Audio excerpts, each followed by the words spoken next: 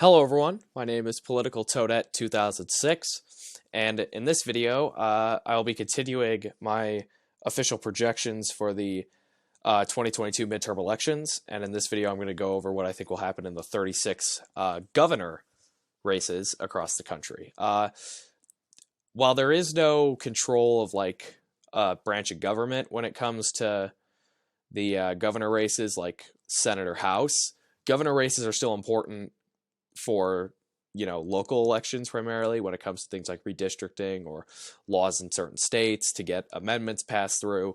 They're very important still, so I like to pay attention to them as much as the Senate and the House, for sure. And so, yeah, these are the 36 races. The states blacked out here, like Washington, Utah, these ones. They don't have a governor election up at this time. The rest of these in gray here are all up this time around, like South Dakota, where I was just hovering my mouse over. And these governor races are interesting, for sure. If we just quickly go here, this is 538's governor map. It really hasn't changed from when I did my video a few days ago talking about the state of the midterms 1 week away. But to put it simply, you have 6 Democratic-held governorships in Delaware, Kentucky, Louisiana, New Jersey, North Carolina, and Washington. There is no race, so they hold 6. Republicans in Indiana, Mississippi, Missouri, Montana, North Dakota, Utah, Virginia, and West Virginia are all not up for election either. So this 8-6 base number is where we start from. And we're just going to have to start giving away governorships to one side or the other. I'll start first with what's classified as safe in this instance. So you have your usual suspects: California, Hawaii, Colorado, which isn't a deep blue state, but has become pretty reliably blue. I think it went to Joe Biden by 13 points or something, which is crazy considering how close that state has been in the past. Illinois, New York, Connecticut, Rhode Island, Maryland, and Massachusetts, which it's interesting because these are 2 states with Republican governors, but Larry Hogan in Maryland is term limited, and Charlie Baker in Massachusetts decided to retire. And finally, Pennsylvania. And this might shock some people. How could Pennsylvania, which is one of the biggest toss-up states in the nation, with a very heavily contested Senate race, how is the governor race near safe blue? Well, Josh Shapiro, Doug Mastriano. This has been one of the few races across the country where just Doug Mastriano just hasn't been the right candidate for a lot of Pennsylvania people. And so Shapiro's margin ever since June has just continued to virtually expand. It's at 90. This is about the highest I've seen it. By this, it's going to be a near 10-point victory. This is a for sure safe victory. The Democrats are going to hold that. Now, of course, will that impact the Senate race? We'll have to see. We don't quite know yet. For the Republicans, they have what are considered 14 safe seats. And again, usual suspects: Idaho, Wyoming, South Dakota, Nebraska, Iowa, which has been a battleground state for a while since in the 21st century, but it's been going pretty solid for Trump. I think it went for him by 9 and 8 points respectively about. Got Arkansas, Tennessee, Alabama, South Carolina. No real surprises in any of these 9. Now, Ohio is also safe red. Mike DeWine, he was a former senator. He now is governor, and he's going to win pretty much handily, for sure. He's had a good shot to win. These popular vote polls are estimating he's going to win by 20 points. A big victory for DeWine. Also, Vermont and New Hampshire, and this might be surprising. Isn't Vermont a very big liberal state? Well, it is, but Vermont Republicans, at least on the governor level, have done pretty well recently, and Phil Scott has been expected to win this race handily for a long time, and he's going to win. And in New Hampshire, Chris Sununu has got a famous name. Sununu is a famous name in New Hampshire politics, and he'll win pretty easily in that one as well. 2 other states considered safe. One of these is Texas, and this is Greg Abbott going up against Beto O'Rourke, and Abbott is clearly favored, and it's interesting because O'Rourke has name recognition. He got somewhat close to beating Ted Cruz 4 years ago in the midterms, but it's just not going to happen this time around. Abbott clearly has maintained enough popularity that he will do just fine, it looks like, in his race. Similarly, in the state of Florida, where Ron DeSantis is running against Charlie Crist. Crist, of course, former Republican, became an independent after the Tea Party conservative movement in the 2010 midterms, and now is a Democrat. You know, was former governor, was fairly popular. Just one problem is he's up against Ron DeSantis, who is even more popular, and DeSantis looks like he's going to win comfortably, and many people are going to speculate probably that as soon as that happens, he's going to begin his presidential bid, is the assumption. So this leaves us 12 remaining states, but a handful of these other ones aren't really super competitive. For the Democrats, you look at a couple states such as Minnesota, which is not really a major surprise. New Mexico, which was somewhat close earlier on, but I think it's going to hold blue. I don't think it's going to be a huge margin for the Democrats. Like, I think based on everything we've seen out of New Mexico, it could be, it could be about a 5, 6, 7 point margin for Michelle Lujan Grisham has been kind of the consensus. I also put Maine in that column. Maine is interesting because this is where you have Janet Mills, who's the current governor, against Paul LePage, who's a former Maine governor.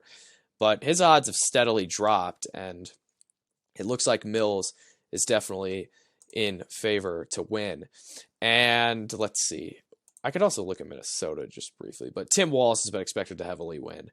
The other state that I'd say in the likely column that has been there for a while is Michigan. And this is an interesting one because Gretchen Whitmer has definitely been favored over Tudor Dixon. And, Michigan's a very close state. And Whitmer, a lot of people have criticized Whitmer for various things, such as her dealing with the pandemic. But looks like I think it's a mix of she has enough popularity, but also Tudor Dixon may not have been the best candidate to put up in this election. Now, the Republicans have 3 likely seats of their own. First, Alaska.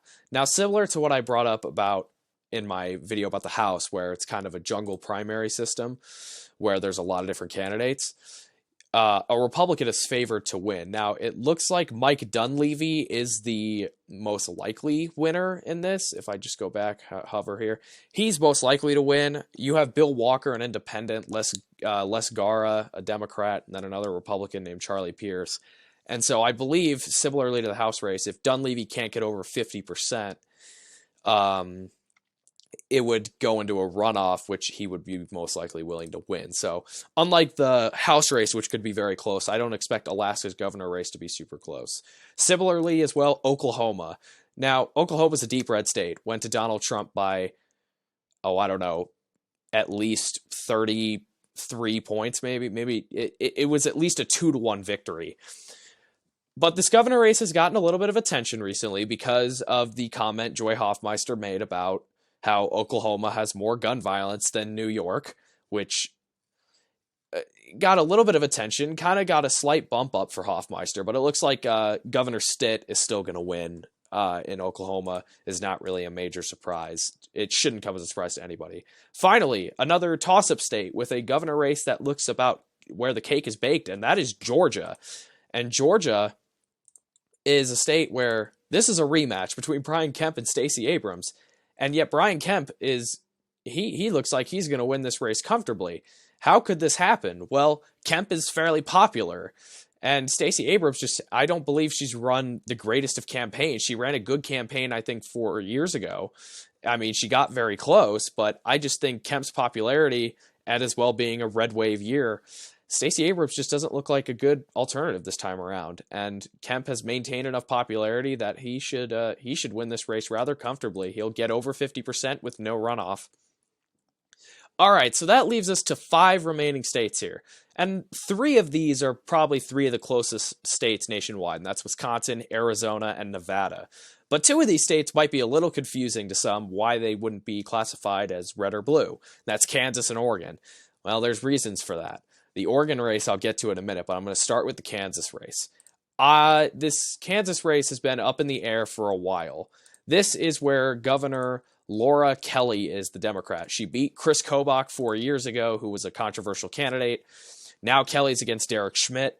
this has been a close race, and Kansas is a red state. But Laura Kelly has maintained fairly decent popularity, is a moderate Democrat. And another factor people are saying is, how about Kansas's vote with abortion? They had a vote to ban abortion across the state, all across, and it failed. Failed big time, actually. I think 60-40 was the split in favor of not banning abortion statewide completely. And so Laura Kelly, I think everybody, just assume that, okay, now she's up against a candidate who's not as controversial, so she should lose this race. But I disagree. I think Laura Kelly is going to win the Kansas governor race. I think, honestly, it's kind of one of those states like Vermont where it kind of bucks the trend of not going with its normal presidential DNA. Now in Arizona, the other race I'm going to touch on, this is the lean Republican seat according to 538. This is Kari Lake, Katie Hobbs.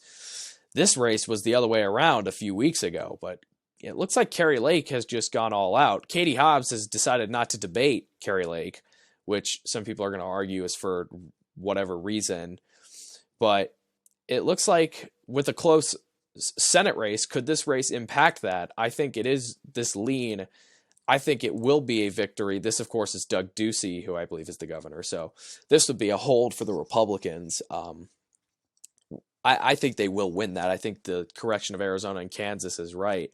And I think they will be there. So that leaves three races that are considered toss-ups: Wisconsin, Nevada, and Oregon. I'm going to start in Nevada, which is has had an interesting race. Lombardo versus Sisolak.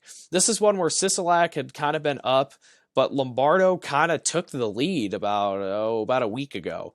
And he's kind of gotten a slight advantage. Steve Sisolak, of course, got in 4 years ago over Adam Laxalt, but the economic hardship for Nevada, especially during the pandemic, did not help. Joe Lombardo is a former sheriff. I believe, honestly, I think this race is going to go red. I think the Nevada governorship will switch hands. I think Lombardo will win. It's because I think a big factor as well is that Senate race, which I think the Senate race and governor race there will go hand in hand. Might be a little bit of a spoiler for how I think the Senate race might go, but I think Nevada will get a Republican governor back. Of course, they had Brian Sandoval, who was very popular, but he was term limited, got replaced by Sisolak, and I think Lombardo could become the new governor. Now on to Wisconsin, where Tony Evers and Tim Michels have been in a close race. Evers had been up for a while, but the race ever so slightly kept getting shorter, and this is going to come down to the wire. But I think Evers is going to win, actually. I think this could go either way, but my gut's telling me that the power of incumbency here could win out for Evers. I mean, he's not like a big name person. Like, he beat Scott Walker, who had quite a bit of name recognition. But, man, I don't know. I mean, this race could go either way. I wouldn't be surprised if Tony Evers were to lose. I just think if I had to pick one, I'm going to pick Evers for the incumbency advantage. And I think he can get voters who might vote for Ron Johnson in the Senate race, potentially there. Although, again, I'm not really sure. That's a very close one. The most interesting governor race of all, though, is the last but not least, and that is Oregon. This, of course, is a race. This is a three-way race. Tina Kotek, Christine Drazen, and Betsy Johnson, the independent candidate, who is going to get, it looks like, based on on average, 12% of the popular vote.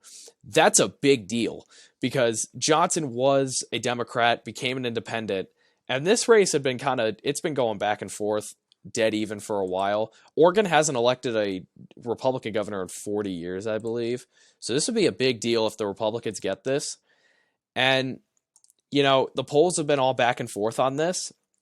But similar to Kansas, where it goes against normal presidential DNA, I think Oregon is going to go Republican. Enough vote could go to Johnson that I think it might flip that state, which, I mean, is crazy to think, but I think that's what will happen there. So, all right, this is my governor map. Maryland and Massachusetts flip to the Democrats, which is no real surprise, but Nevada and Oregon I have switching to the Republicans. Every other state house stays where the current party has it. So it remains 28-22 in favor of overall governorships in favor of the Republicans. So that is it for this video. I hope you guys like and enjoy. You can tell me what you think will happen in the comments as we get closer to the midterms. Thank you guys for watching this video. Shortly soon will be my Senate predictions. All right. Have an awesome day, everyone. Bye.